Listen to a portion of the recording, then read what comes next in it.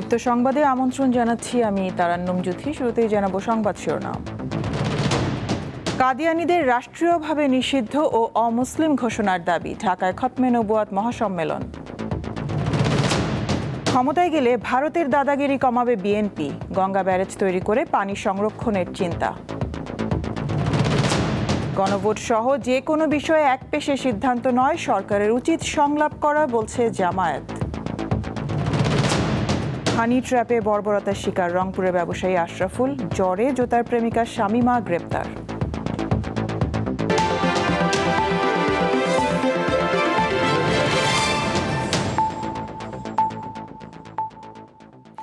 কাদিয়ানীদের রাষ্ট্রীয়ভাবে নিষিদ্ধ ও অমুসলিম ঘোষণার দাবি জানানো হয়েছে আন্তর্জাতিক খতমে নবুয়াত মহাসম্মেলন থেকে।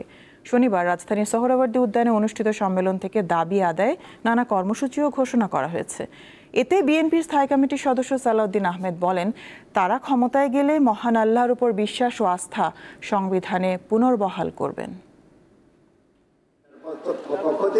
রাজধানীর সোহরাওয়ার্দী উদ্যান আন্তর্জাতিক খতমে নবুয়াত মহাসম্মেলন কেন্দ্র করে শনিবার ঐতিহাসিক এই স্থান পরিণত হয় জনসমুদ্রে। দেশের বিভিন্ন স্থান থেকে আলেম ওলামা এবং ধর্মপ্রাণ মুসলমানরা এতে জড়ো হন। সম্মিলিত খতমে নবুয়াত পরিষদের এই আয়োজনে ভারত, পাকিস্তান, সৌদি আরব ও মিশরের আলেমরাও অংশ নেন।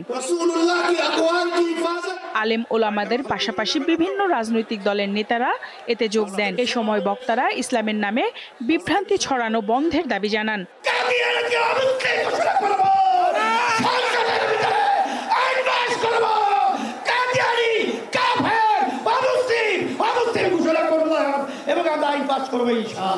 যদি প্রয়োজন হয় আবার পাঁচিমের মতো ঢাকা করতে হবে।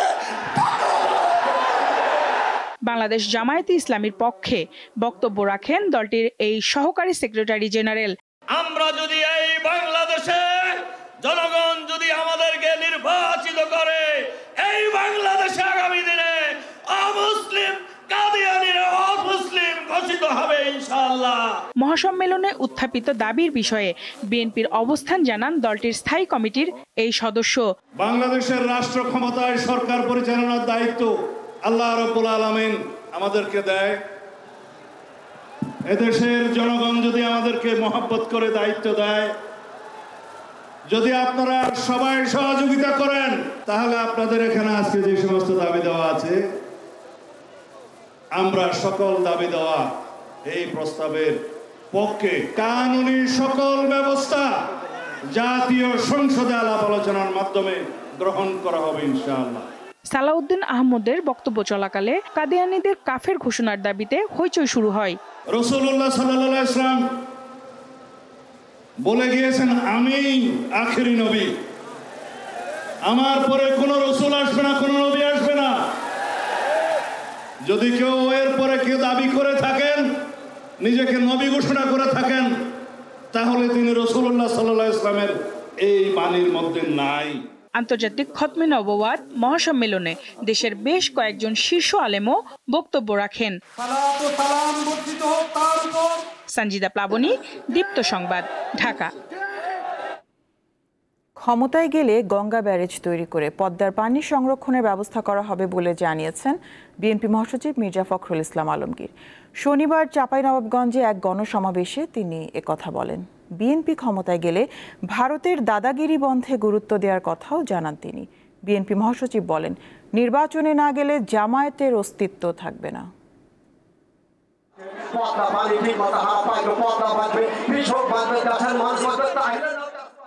বাংলাদেশ ভারত অভিন্ন নদী পদ্মার পানির ন্যায্য হিস্যার দাবিতে 2 সপ্তাহ ধরে কর্মসূচি চলছে চাঁপাইনবাবগঞ্জে। এর ধারাবাহিকতায় শনিবার আয়োজন করা হয় গণসমাবেশের। বিকালে নবাবগঞ্জ সরকারি কলেজ মাঠে পদ্মা বাঁচাও শিরোনামে গণসমাবেশের আয়োজন করা হয়। এতে প্রধান অতিথি হিসেবে মির্জা ফখরুল ইসলাম আলমগীর বলেন, ক্ষমতায় গেলে পানির ন্যায্য হিস্যা ও সীমান্ত হত্যার বিষয়ে বেশি গুরুত্ব দেওয়া হবে। এছাড়া ভারতের দাদাগিরি বন্ধে পদক্ষেপ নেওয়া হবে বলেও জানান তিনি। ভারত পাশে আছে, পানি বন্ধ করে দিবে, আপনার ওই সীমান্তে মানুষ হত্যা করবে এবং আপনার আমাদের যখন তখন চাল বন্ধ করে দিবে, পেঁয়াজ বন্ধ করে দিবে, এই বড় দাদাগিরি আমরা আর দেখতে চাই না। একটি দল নির্বাচন পেছানোর ষড়যন্ত্র করছে উল্লেখ করে তিনি আরো বলেন, নির্বাচনে না গেলে জামায়াতের অস্তিত্ব থাকবে না। তাহলে কেন মানুষকে বোকা বানাচ্ছেন? আপনারা তো নির্বাচন করবেন, নির্বাচন না করলে আপনাদের অস্তিত্ব থাকবে না। নির্বাচন করলে আপনারা যেহেতু পরাজিত করবেন, সেই জন্য আপনারা নির্বাচন পেছাতে চান, তাই পেছাতে চান। সমাবেশে স্থানীয় নেতাকর্মীরা উপস্থিত থাকলেও জেলার শীর্ষস্থানীয় নেতাদের মঞ্চে দেখা যায়নি। হিস্সা যে অধিকার তা পাওয়া যায়, অন্য সময় পাওয়া যায়। সাদিয়া চৌধুরী, দীপ্ত, বার্তা কক্ষ। গণভোট সহ যে কোনো বিষয়ে একপেশে সিদ্ধান্ত না নিয়ে সরকারের উচিত সকলের সাথে আলোচনা করা।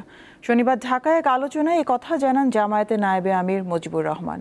আর খুলনায় মিয়া গোলাম পরওয়ার বলেন, এবারের নির্বাচন যদি 2014, 18 ও 24 সালের মতো হয় তবে জাতির ভাগ্যে চরম দুর্ভোগ নেমে আসবে। শনিবার সকালে নিজ নির্বাচনী এলাকা খুলনা 5 আসনে মোটরসাইকেল শোভাযাত্রায় অংশ নেন জামায়াতে ইসলামের সেক্রেটারি জেনারেল মিয়া গোলাম পরওয়ার। এটি খুলনার 0 পয়েন্ট থেকে শুরু হয়ে গুটুদিয়া, ডুমুরিয়া, 18 মাইল, ফুলতলা ও দামোদর হয়ে শিরোমণি শহীদ মিনার চত্বরে গিয়ে শেষ হয়। এ সময় জামায়াত নেতারা বলেন, এবারে নির্বাচন স্বচ্ছ না হলে জাতির ভাগ্যে চরম দুর্ভোগ নেমে আসবে। এবারের নির্বাচন যদি 14, 18, 24-এর মতো নির্বাচন হয়, জাতির ভাগ্যে দুর্ভোগ নেমে আসবে। আগে যারা দলের পক্ষে কাজ করেছে সেই ওসি, পুলিশ, এসপিরা সব পালিয়ে গেছে। আপনাদের বিরুদ্ধে যদি সেই অভিযোগ আসে, আপনারা কিন্তু এবার পালাবার পথ পাবেন না। এদিকে শনিবার সকালে রাজধানীর কাকরাইলে শ্রমিক কল্যাণ ফেডারেশনের আলোচনা সভায় জামায়াতে ইসলামের নায়েবে আমির অধ্যাপক মুজিবুর রহমান বলেন, গণভোট ও জাতীয় নির্বাচন একই দিনে অনুষ্ঠিত করার একপেশে সিদ্ধান্তের কারণে রাজনৈতিক পরিস্থিতি ঘোলাটে হলে এর দায় সরকারকেই নিতে হবে। আমরা চাই আলাপ আলোচনার ভিত্তিতে সমাধান করতে হবে। একপেশে কোনো সিদ্ধান্ত এটা জনগণের জন্য ভালো কিছু এনে বহন করতে পারবে না। অতএব এই আলাপ আলোচনা, যেটা আল্লাহর কথা, সেই আলাপ আলোচনার মাধ্যমে তার সমস্যার সমাধান করতে হবে এবং এটার জন্য যদি কোনো কিছু অচলাবস্থা সৃষ্টি হয়, এই দায় দায়িত্ব সরকারকেই বহন করতে হবে। সরকার একটি বিশেষ গোষ্ঠীর দিকে আনুগত্য প্রকাশ করছে বলে অভিযোগ করেন জামায়াত নেতারা। কাউকে গুরুত্ব দিল, কাউকে গুরুত্ব দিল না। নূর আলম, দীপ্ত সংবাদ, ঢাকা। যারা নির্বাচন পেছানোর কথা বলছে তারাই নির্বাচনের প্রচার প্রচারণায় অনেক এগিয়ে আছে। আসন্ন ত্রয়োদশ জাতীয় সংসদ নির্বাচনে গণফোরামের প্রাথমিক প্রার্থী তালিকা ঘোষণার সময় এ কথা বলেন দলটির ভারপ্রাপ্ত সভাপতি সুব্রত চৌধুরী। শনিবার বিকালে জাতীয় প্রেস ক্লাবে আয়োজিত সংবাদ সম্মেলনে প্রাথমিকভাবে 133টি আসনে প্রার্থী তালিকা ঘোষণা করে ডক্টর কামাল হোসেনের দল। সুব্রত চৌধুরী লড়বেন ঢাকা 6 আসন থেকে। সুব্রত চৌধুরী আরও বলেন, ফেব্রুয়ারিতেই নির্বাচন হবে, তবে কয়েকটি দল এখনও নির্বাচন পেছানোর সুযোগ খুঁজছে। শেষ সময়ে এসে কয়েকটি দল আবার নতুন করে কিছু দাবি দাওয়া সরকারের কাছে উপস্থাপন করছে। যারা নির্বাচনকে বাধাগ্রস্ত করতে চায় বা নির্বাচনে অংশগ্রহণ করতে চাচ্ছে না, তারা কিন্তু আপনার আমার থেকে অনেক দূরে গিয়ে গেছে। যারা গণভোটের ফলাফল বাধ্যতামূলক করতে অস্বীকৃতি জানিয়েছেন তারা জনগণের রায়কে প্রত্যাখ্যান করেছেন। আর যারা জনগণের ম্যান্ডেট প্রত্যাখ্যান করবে তাদের জনগণও প্রত্যাখ্যান করবে বলে মন্তব্য করেছেন এনসিপির সদস্য সচিব আখতার হোসেন। শনিবার রাজধানীর খামারবাড়িতে তরুণ কৃষি উদ্যোক্তা জাতীয় অর্থনীতির নতুন শক্তি শীর্ষক সেমিনারে তিনি কথা বলেন। এ সময় অতি দ্রুত জুলাই সনদ আদেশ বাস্তবায়নের অস্পষ্টতা দূর করতে সরকার এবং শান্তিপূর্ণ নির্বাচন আয়োজনে রাজনৈতিক দলগুলোর প্রতি আহ্বান জানান আখতার হোসেন।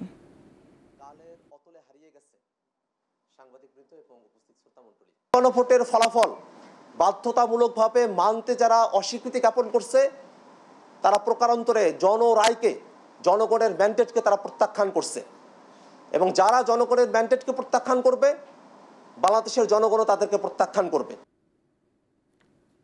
17 নভেম্বর শেখ হাসিনার রায় ঘোষণা করা হবে। এজন্য আইনশৃঙ্খলা বাহিনী প্রস্তুত রয়েছে বলে জানিয়েছেন স্বরাষ্ট্র উপদেষ্টা জাহাঙ্গীর আলম চৌধুরী। দুপুরে পটুয়াখালী সার্কিট হাউস প্রাঙ্গণে সাংবাদিকদের প্রশ্নের জবাবে তিনি একথা বলেন।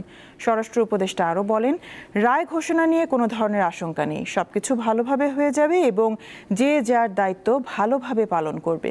ফেব্রুয়ারিতে রোজার আগে নির্বাচন হবে জানিয়ে তিনি বলেন, এজন্য যা যা প্রস্তুতি নেওয়া দরকার সরকার নিয়েছে।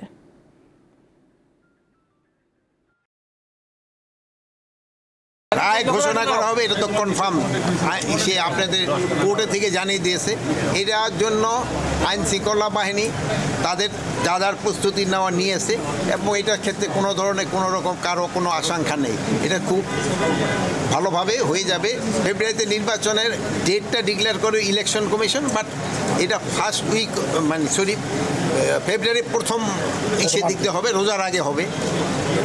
ডেটটা হয়তো ইলেকশন কমিশন, বাট এই জন্য আমাদের যা যা প্রস্তুতি নেওয়ার দরকার আমরা এটা নিয়ে নিচ্ছি।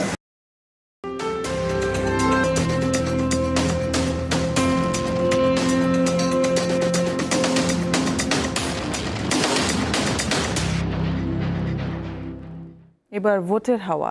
জাতীয় সংসদ নির্বাচনে গাজীপুর 1 আসন থেকে বিতর্কিত ষষ্ঠ জাতীয় সংসদ নির্বাচন ছাড়া একবারও বিজয়ী হতে পারেননি বিএনপির প্রার্থীরা।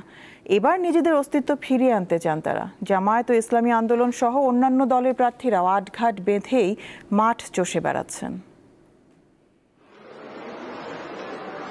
গাজীপুরের কালিয়াকৈর উপজেলা পৌরসভা এবং গাজীপুর সিটি কর্পোরেশনের 7 থেকে 12 নম্বর ওয়ার্ড নিয়ে ত্রয়োদশ জাতীয় সংসদ নির্বাচনের জন্য এই আসনের খসড়ার সীমানা নির্ধারণ করেছে নির্বাচন কমিশন। ত্রয়োদশ জাতীয় সংসদ নির্বাচনকে সামনে রেখে সম্ভাব্য প্রার্থীরা এরই মধ্যে ব্যানার, ফেস্টুন নিয়ে নিজেদের যোগ্যতা ও জনপ্রিয়তা জানান দিচ্ছেন স্থানীয় ভোটারদের কাছে। এরকম প্রার্থী চাই যিনি সর্বসময় আমাদের সাধারণ জনগণের পাশে থাকবে। গত বছরগুলো আমরা ভোট দিতে পারি নাই, এখন সুষ্ঠু নির্বাচন যদি হয় তা আমরা যে যোগ্য প্রার্থী তাকেই ভোট দিব এই আশাবাদী। গাজীপুর 1 আসনটি গেল 30 বছর আওয়ামী লীগেরই দখলে ছিল। টানা 4 বার এই আসন থেকে অ্যাডভোকেট আ.ক.ম মোজাম্মেল হক সংসদ সদস্য নির্বাচিত হন। সবশেষ এই আসনটিতে 1996 সালের 15 ফেব্রুয়ারির বিতর্কিত নির্বাচনে বিএনপির প্রার্থী জয়লাভ করেছিল। এরপর থেকেই বিএনপির হাতছাড়া হয়ে যায় গাজীপুর 1। সরকার পতনের পর পরিবর্তিত পরিস্থিতিতে এবার এই আসনের দখল ফিরে পেতে চায় বিএনপি। এখন পর্যন্ত দলীয় মনোনয়নের দৌড়ে ট্র্যাকে আছেন হাফ ডজনেরও বেশি প্রার্থী। আমাদের 2026 সালের নির্বাচন অত্যন্ত গুরুত্বপূর্ণ একটি নির্বাচন এবং এই নির্বাচনে আমাদের জনাব তারেক রহমানের দেওয়া 31 দফা বাস্তবায়নের জন্য আমাদের যা যা করা দরকার সেই কাজগুলো আমরা অবশ্যই করব। নতুনত্ব যদি এখানে আসে, হঠাৎ করে এসে তারপরে এই দখলদারিত্বের রাজনীতির মতো যদি কিনা মনোনয়ন কেউ নিয়ে যায় তাহলে তাকে পাশ করানো খুব কঠিন। আগে ভাগে গাজীপুর 1 আসনে মনোনয়ন নিশ্চিত করে নির্বাচনী মাঠ চষে বেড়াচ্ছেন বাংলাদেশ জামায়াত ইসলামীর প্রার্থী সাবেক সচিব শাহ আলম বকশী এবং ইসলামী আন্দোলন বাংলাদেশের প্রার্থী মাওলানা জি.এম. রুহুল আমিন। যাদের কাছেই যাচ্ছি, মানুষের কাছে সবার কাছেই পরিবর্তন, যেহেতু তারা আওয়ামী লীগ দেখেছে, বিএনপি দেখেছে, জাতীয় পার্টির শাসন দেখেছে, এখন সবাই পরিবর্তন চায়। সেই পরিবর্তনের কারণেই মানুষের পক্ষে আলহামদুলিল্লাহ ইসলামের পক্ষে ব্যাপক একটি গণজোয়ার তৈরি হয়েছে। সুষ্ঠু ও সুন্দর পরিবেশে ভোট হলেও কেন্দ্রে গিয়ে যোগ্য প্রার্থীকেই ভোট দিতে চান সাধারণ ভোটাররা। ভোট কেন্দ্রে যেতে পারি নাই, ভোট দিতে পারি নাই। আমাদের একটাই দাবি, এই নির্বাচনে আপাতত আমরা যেন সাধারণ মানুষ, সাধারণ পাবলিক আমরা যেন ভোট কেন্দ্রে যেতে পারি, আমরা যেন ভোটটা দিতে পারি। এই কারণে আমাদের ভোট দেওয়া হয় নাই, তাই এবার নিয়ত করছি যদি নির্বাচনের পজিশন ভালো হয় আল্লাহর কাছে আশা করছি আমরা ভোট দিতে যাব। তবে কে হচ্ছেন গাজীপুর 1 আসনের আগামী দিনের কাণ্ডারি তা বাছাই করতে ভোটারদের অপেক্ষা করতে হবে একটি সুষ্ঠু ও সুন্দর নির্বাচনের অনুষ্ঠান আয়োজনের জন্য। কামরুন নাহার, দীপ্ত, বার্তা কক্ষ। 10 লাখ টাকা হাতিয়ে নিতে প্রেমিকাকে দিয়ে রংপুরের ব্যবসায়ী আশরাফুল হককে হানি ট্র্যাপে ফেলেন প্রতারণায় জড়িত জরেজ। এরপর অন্তরঙ্গ মুহূর্তের ভিডিও ধারণ করে ব্ল্যাকমেইলিংয়ের চেষ্টা করা হয়।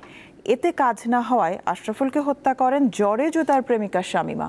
রাজধানীতে শনিবার সংবাদ সম্মেলনে এইসব তথ্য জানায় ডিবি ও র্যাব।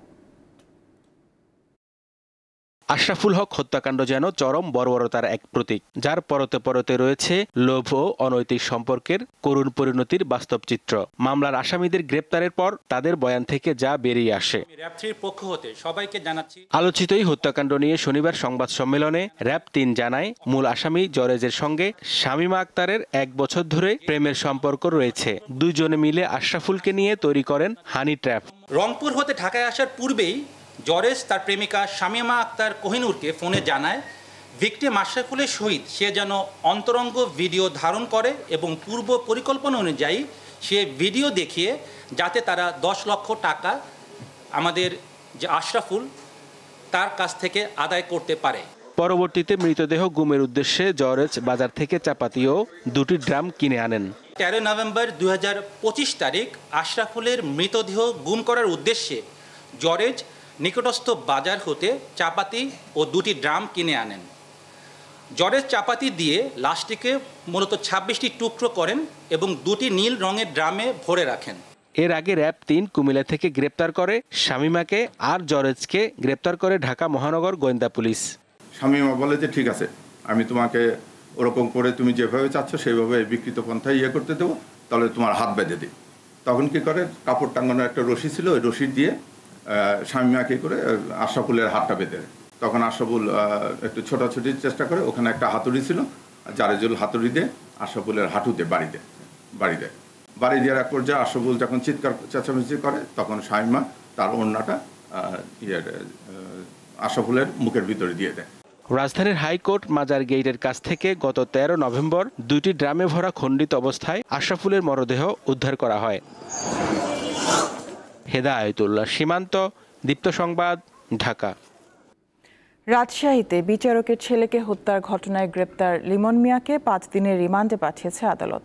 শনিবার তাকে আদালতে হাজির করে ৭ দিনের রিমান্ডের আবেদন করে পুলিশ। শুনানি শেষে বিচারক মামুনুর রশিদ ৫ দিনের রিমান্ড মঞ্জুর করেন।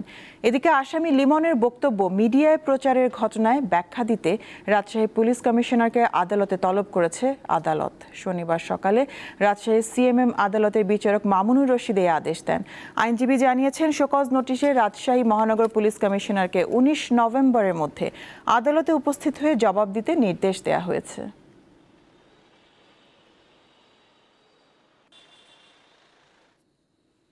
চট্টগ্রামে চাঞ্চল্যকর আকাশ ঘোষ হত্যাকাণ্ডের মূল হোতা সানি সহ ৩ জনকে গ্রেপ্তার করেছে র‍্যাব। শনিবার দুপুরে সংবাদ সম্মেলনে র‍্যাবের চান্দগাঁও জোনের কোম্পানি কমান্ডার মোহাম্মদ তৌহিদুল ইসলাম জানান, চট্টগ্রাম মহানগরীর এনায়েত বাজার এলাকায় পাওনা টাকা বিরোধে প্রকাশ্যে কুপিয়ে আকাশ ঘোষকে হত্যা করা হয়। এই ঘটনায় প্রধান অভিযুক্ত সানি, ইউসুফ ও ফয়সালকে গ্রেপ্তার করা হয়েছে। নিহত আকাশ পাওনা টাকা চাইতে গেলে তাকে ছুরিকাঘাত করে হত্যা করা হয়।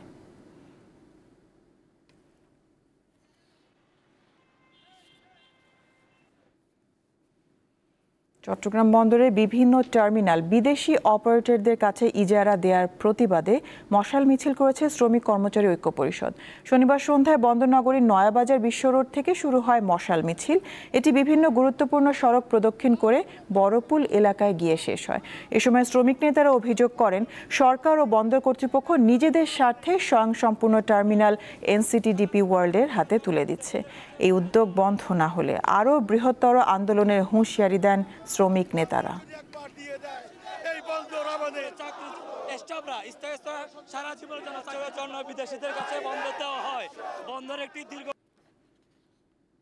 নানা আয়োজনের মধ্য দিয়ে শেষ হয়েছে ৩ দিনব্যাপী নির্মাণ, আবাসন, পানি ও জ্বালানি খাত প্রদর্শনী মেলা। রাজধানী ঢাকার ইন্টারন্যাশনাল কনভেনশন সিটি বসুন্ধরায় এই আন্তর্জাতিক প্রদর্শনীর আয়োজন করা হয়েছিল। চীন, ভারত, সিঙ্গাপুর, মালয়েশিয়া ও যুক্তরাজ্য সহ ২০টির বেশি দেশের ২০০-র বেশি কোম্পানি এতে অংশ নেয়।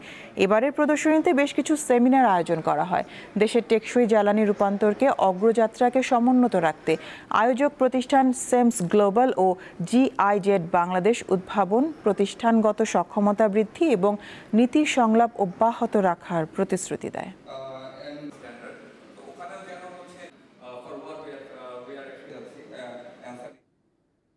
খুলনার দেলুটি ইউনিয়নের গল্প নিয়ে নির্মিত হয়েছে চলচ্চিত্র দেলুপি। দিনবদলের বাস্তবতা, বেদনাপ্লুত অভিজ্ঞতা আর সহজ সরল মানুষের স্বপ্ন হতাশার গল্প স্থান পেয়েছে ছবিটিতে। দর্শকরা বলছেন ছবিটি দেশীয় চলচ্চিত্রকে নতুন আলো দেখাবে। এটি আন্তর্জাতিক খ্যাতি অর্জন করবে বলে প্রত্যাশা নির্মাতার। নিমিষে এই দুনিয়াটাকে করতে পারি আমি ধ্বংস। হঠাৎ পাল্টে যাওয়া দেশের রাজনৈতিক প্রেক্ষাপটের মধ্যে ভেঙে যায় দেলুপি ইউনিয়নের মাটির বাঁধ। গ্রাম তলিয়ে যায় পানিতে, গ্রামবাসীর জীবনে নেমে আসে দুর্ভোগ। বাঁধ ভাঙ্গা এই দুর্যোগকে কেন্দ্র করে শুরু হয় নতুন রাজনীতি, নতুন দখলদারিত্ব। খুলনার দেলুটি ইউনিয়নের বাস্তব ঘটনা থেকে অনুপ্রাণিত হয়ে এমনই গল্পে নির্মিত হয়েছে সিনেমা দেলুপি। যাত্রা শিল্পীদের বাস্তব জীবন, বিরহ, বাস্তবতা আর প্রতিরোধ সব মিলিয়ে চলচ্চিত্রটি হয়ে উঠেছে সংগ্রামী জনপদের গল্প। 14 নভেম্বর দেশের প্রেক্ষাগৃহে মুক্তি পেয়েছে দেলুপি। শনিবার ঢাকার আগারগাঁওয়ের ফিল্ম আর্কাইভে অনুষ্ঠিত হলো এর বিশেষ প্রদর্শনী। উপস্থিত দর্শকরা মনে করেন ছবিটি দেশীয় চলচ্চিত্রকে নতুন আলো দেখাবে। এরকম পলিটিক্যাল একটা বিষয়ের সাথে এরকম সুন্দর একটা প্রেমের গল্প এবং একদম বাংলার একটা গল্প খুবই সুন্দর, খুবই সুন্দর। এই যে গল্পটা মানে আমরা যদি রাজনৈতিক অংশটা যদি বাদ দিয়ে দেখি, এই গল্পটা কিন্তু সবসময় রিকারেন্ট ভাবে হইতেই থাকে। এই ছবির শিল্পীরা সবাই খুলনার স্থানীয়। এদের বেশিরভাগই প্রথমবার অভিনয় করেছেন বড় পর্দায়, তবে তাদের দুর্দান্ত অভিনয় মন ছুঁয়েছে সবার। ঈদ আনন্দ, মানে এই আনন্দের কথা তো আসলে বলে বোঝানো যাবে না যে এ কেমন আনন্দ। একদম মফস্বল গ্রামের মানুষ আমরা, দেখতেন তো কাদামাটিতে কিভাবে মিশে আছি সবার সঙ্গে। গ্রামের একজন ছেলেকে বড় পর্দায় এনে একটা সিনেমা দাঁড় করাইছে, সেটা হচ্ছে আমার ডিরেক্টর ভাই এবং পুরো দেলুপি টিমের জন্য। শাটিকাপ ও সিনেপাটের পর নির্মাতা তাওকির ইসলাম ভিন্নধর্মী গল্পের এই চলচ্চিত্র নিয়ে পর্দায় হাজির হলেন। ফ্রেশ সিনেমা, যেই সিনেমাটা হয়তো আপনাদেরকে আজকে নতুন একটা অভিজ্ঞতা দিল, এই অভিজ্ঞতাটা আসলে মানুষ পর্যন্ত পৌঁছানো উচিত। যেই জায়গাগুলোয় সিনেমা হল নাই সেই জায়গায় অল্টারনেটিভভাবে দেখাতে চাই সিনেমাটা। এই ধরনের চলচ্চিত্র একসময় দেশের জন্য আন্তর্জাতিক খ্যাতি অর্জন করবে বলে প্রত্যাশা তার। জহুরুল মোহসান, দীপ্ত সংবাদ, ঢাকা। তীব্র সমালোচনা ও ক্ষোভের মুখে 2 শতাধিক খাদ্যপণ্যের ওপর থেকে শুল্ক প্রত্যাহার করেছেন যুক্তরাষ্ট্রের প্রেসিডেন্ট ডোনাল্ড ট্রাম্প। এতে করে কফি, গরুর মাংস, কলা ও কমলার রস সহ 2 শতাধিক খাদ্যপণ্যের দাম কমে আসবে। যুক্তরাষ্ট্রে কোনো মূল্যস্ফীতি নেই বলেও দাবি করেছেন ট্রাম্প। চলতি বছরের 2 এপ্রিল বিশ্বের 100টিরও বেশি দেশের ওপর বর্ধিত রপ্তানি শুল্ক আরোপ করেন ট্রাম্প। তার এই পদক্ষেপে বিভিন্ন দেশের সঙ্গে যুক্তরাষ্ট্রের বাণিজ্যিক সম্পর্কে গুরুতর নেতিবাচক প্রভাব পড়ে। মার্কিন বাজারে বিভিন্ন দেশে পণ্যের উপস্থিতি কমে যায়, ফলে খাদ্য ও কৃষিজ সহ বিভিন্ন পণ্যের দাম বেড়ে যায়। যুদ্ধবিধ্বস্ত গাজায় বাস্তুচ্যুত লাখো মানুষের উপর ইসরায়েলের হামলা অব্যাহত রয়েছে। এরই মধ্যে নিম্নচাপের প্রভাবে উপত্যকাটিতে থেমে থেমে বৃষ্টিপাত এবং ঠান্ডা বাতাসের কারণে চরম দুর্ভোগে পড়েছেন অসহায় ফিলিস্তিনিরা। গাজা সিটিতে ভারী বৃষ্টিপাতের পর অস্থায়ী আশ্রয় শিবিরের তাঁবুগুলোতে পানি ঢুকে গেছে। তাঁবুর সামনের সড়কেও জমে রয়েছে পানি। এতে জীর্ণ তাঁবু ও আশ্রয় কেন্দ্রগুলো ধসে পড়ার শঙ্কা দেখা দিয়েছে।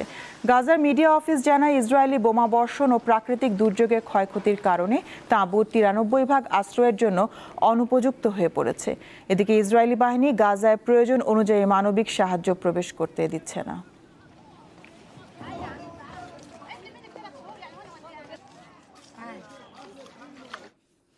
নতুন নাগরিক রায়ান উইলিয়ামসকে নিয়ে ঢাকায় এসেছে ভারতীয় ফুটবল দল। 18 নভেম্বর বাংলাদেশের বিপক্ষে এশিয়ান কাপ বাছাইয়ের ম্যাচের জন্য ভারতের 23 সদস্যের দলে ডাকা হয়েছে তাকে। 32 বছর বয়সী স্ট্রাইকারের জন্ম ও বেড়ে ওঠা অস্ট্রেলিয়ায়। 2019 সালে অস্ট্রেলিয়া জাতীয় দলের হয়ে একটি ম্যাচও খেলেছেন। বেঙ্গালুরু এফসির হয়ে ইন্ডিয়ান সুপার লিগে খেলার সুবাদে ভারতের প্রধান কোচ খালিদ জামিলের ডাকা ক্যাম্পে সুযোগ পান রায়ান উইলিয়ামস। তবে আন্তর্জাতিক ফুটবলে ভারতকে প্রতিনিধিত্ব করার আগে ফিফা এবং এএফসি অনুমোদন লাগবে। তার জন্য অপেক্ষা করতে হবে 17 অক্টোবর পর্যন্ত।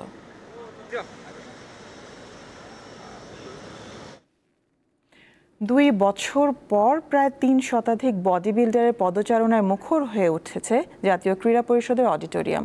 শনিবার শুরু হওয়া 3 দিনব্যাপী জাতীয় বডি বিল্ডিং টুর্নামেন্টসে মেন্স বডি বিল্ডিং মাস্টার্স ও মেন্স ফিজিক এই 3টি ক্যাটাগরিতে মোট 12টি ওজন শ্রেণীতে প্রতিযোগিতা অনুষ্ঠিত হচ্ছে। এগুলোর মধ্যে রয়েছে 55, 60, 65, 70, 75, 80, 85 ও ঊর্ধ্ব 85 কেজি এবং উচ্চতার ভিত্তিতে 166, 170 ও 170 সেন্টিমিটার ঊর্ধ্ব বিভাগ। উদ্বোধনী অনুষ্ঠানে উপস্থিত ছিলেন পুলিশ ব্যুরো অব ইনভেস্টিগেশনের প্রধান এবং বাংলাদেশ বডি বিল্ডিং ফেডারেশনের সভাপতি মোহাম্মদ মোস্তফা কামাল।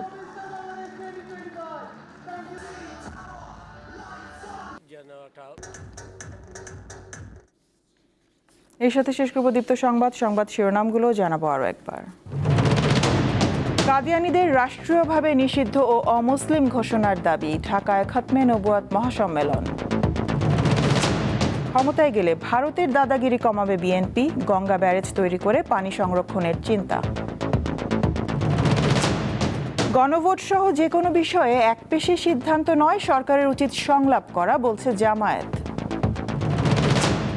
হানি ট্র্যাপে বর্বরতার শিকার রংপুরের ব্যবসায়ী আশরাফুল, জরেজ ও তার প্রেমিকা শামীমা গ্রেপ্তার।